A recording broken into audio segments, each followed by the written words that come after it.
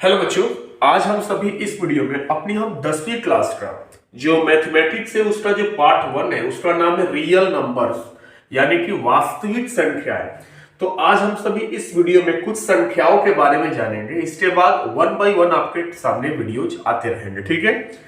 तो सबसे पहले हम लोग वास्तविक संख्याएं जो है आपका जो चैप्टर है इसके अंतर्गत कुछ संख्याओं के बारे में हम जानेंगे और उसके बाद हम लोग पूरे इस चैप्टर को अच्छी तरह से समझने का प्रयास करेंगे। एक एक वीडियो हम आपके सामने लाते रहने का प्रयास करेंगे, ठीक है ना। तो सबसे पहली है प्राकृतिक संख्या, जिसको हम लोग नेचुरल नंबर बोलते हैं। ये सब आप जानते भी है कि नेचुरल नंबर यानी प्राकृतिक संख्या या प्राकृतिक संख्या वैसी संख्या जो एक से शुरू होती है, यानी गिनती की संख्या को हम प्राकृतिक संख्या बोलते हैं। आप यहां पर देख सकते हैं कि प्राकृतिक संख्या जो स्टार्ट हुई है वो एक से स्टार्ट हुई है और अनंत तक गई है। ये 3 बिंदु का मतलब ये होता है बच्चे कि वो अनंत तक चली जाएगी। मतलब ये है इसका कोई स्टॉपेज नहीं है, ठीक है। तो प्राकृतिक संख्या किसे कहते हैं? वैसी संख्या जो एक से शुरू हो और अनंत तक जाए उसे हम कहते हैं प्राकृतिक संख्या, ठीक है। याद हो गया। उसके बाद आपका है पूर्ण संख्या।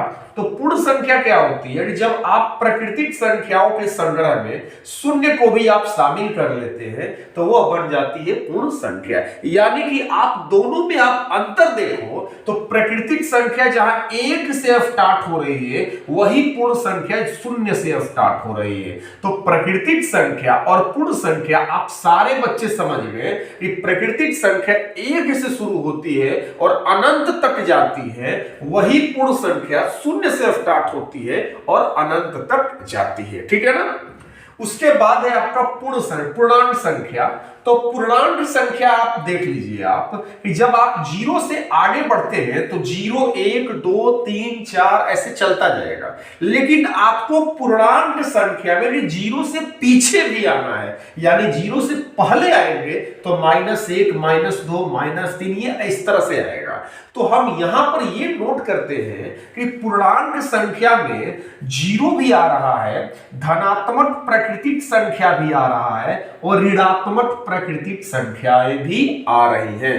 तो पूर्णांक संख्याओं के संग्रह में धनात्मक प्राकृतिक संख्या आ रहा है, शून्य भी आ रहा है और ऋणात्मक प्राकृतिक संख्याएं भी आ रही है, ठीक है। यानी आप अपने दिमाग में सेट कर लीजिए कि पूर्णांक संख्याओं में 0 से आगे आने वाली भी संख्याएं आती है और 0 से पाछे आने वाली भी संख्याएं आती है, ठीक है ना। उसके बाद हम बात करते हैं सम संख्या, जिसको हम लोग इवन नंबर बोलते हैं। तो सम संख्या किसे कहते हैं? जो 2 से पूरी पूरी कट जाए उसे हम क्या कहते हैं? सम संख्या कहते हैं। आपको पता है 2 4 6 8 10 12 ये सब कैसी संख्या? सम संख्या है, ठीक है ना। विषम संख्या की बात करते हैं, जिसको हम लोग ऑड नंबर बोलते हैं। तो वैसी संख्या जो 2 से पूरा पूरा न कटे उसे हम कहते हैं विषम संख्या। तो 1 3 5 7 9 11 डॉट डॉट डॉट ये सब आपकी विषम संख्याएं हैं, ठीक है। अब आइए हम बात करते हैं अभाज्य संख्या की। तो अभाज्य संख्या को अंग्रेजी में बोलते हैं प्राइम नंबर। ये क्या होती है अभाज्य संख्या? अभाज्य संख्या का कहना ये होता है कि वैसी संख्या जो 1 से कटे और स्वयं से कटे। यानी आप यहां पर देख लीजिए कि यहां पर 2 है 3 है 5 है 7 11 13 17 डॉट डॉट डॉट। तो 2 जो है 1 और 2 से कटेगा, 3 भी ले लीजिए 1 और अपने आप 3 से कटेगा, 5 ले लीजिए 1 से और 5 से कटेगा, 7 ले लीजिए 1 से और 7 से कटेगा, 11 जो है 1 से और 11 से कटेगा, 13 जो है 1 से और 13 से कटेगा, 17 जो है 1 से और 17 से कटेगा। तो ऐसी संख्या जो 1 और स्वयं से कट जाती है उसे हम बोलते हैं अभाज्य संख्या। और एक क्वेश्चन अभाज्य संख्या से ये भी प्रश्न पूछे जाते हैं कि सबसे छोटी अभाज्य संख्या कौन है? तो सबसे छोटी अभाज्य संख्या आपकी 2 होती है, ठीक है। एक प्रश्न ये भी पूछे जाते हैं कि सम अभाज्य संख्या का एक उदाहरण दे, तो आपको बता देना कि सम अभाज्य संख्या आपका 2 हो जाएगा, क्योंकि सम संख्या भी है और अभाज्य संख्या भी है, ठीक है। अब हम बात करते हैं भाज्य संख्या की, ठीक है ना। तो भाज्य संख्या किसे कहते हैं? भाज्य संख्या को अंग्रेजी में कंपोजिट नंबर बोलते हैं। भाज्य संख्या वैसी संख्या है जो एक और अपने आप के अलावा और भी संख्याओं से कट जाती है, उसे हम बोलते हैं भाज्य संख्या। जैसे आप ले लीजिए 4, तो 4 बताइए एक और 4 के अलावा दूसरे भी कट रहा है, तो ये आपका भाज्य संख्या में चला जाएगा। जो एक और अपने आप से कटेगा उसे आप कह दीजिएगा अभाज्य संख्या। लेकिन जो एक और अपने आप के अलावा और भी कोई संख्या से कट जाए तो आप उसे क्या बोलिएगा? उसे आप बोल दीजिएगा भाज्य संख्या। सिंपल है ना। जो एक और स्वयं से कटे उसे क्या बोलिएगा? अभाज्य। और जो एक और अपने आप के अलावा और भी संख्याओं से कट जाए उसे क्या बोलिएगा? भाज्य बोलिएगा, ठीक है ना। अब हम बात करते हैं जैसे 4, 6, 8, 9, 10, 12, 14 ऐसे चलता जा रहा है। तो आप इसमें ये नोटिस करिए कि 4 जो है 4 से शुरुआत हुई है, तो हम यहां से क्वेश्चन तैयार कर सकते हैं कि सबसे छोटी भाज्य संख्या कौन सी है। तो सबसे छोटी भाज्य संख्या कौन है? 4 है, ठीक है ना। सबसे छोटी भाज्य संख्या 4 है और सबसे छोटी अभाज्य संख्या जो है वो 2 है। क्लियर हो गया यहाँ पर। अब हम बात करते हैं सह अभाज्य संख्या।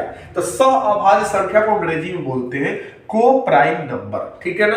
तो ये कैसी संख्याएं होती है? ठीक है, सह अभाज्य संख्याएं को प्राइम नंबर्स कैसी संख्या होती है? तो हम कहेंगे वैसी दो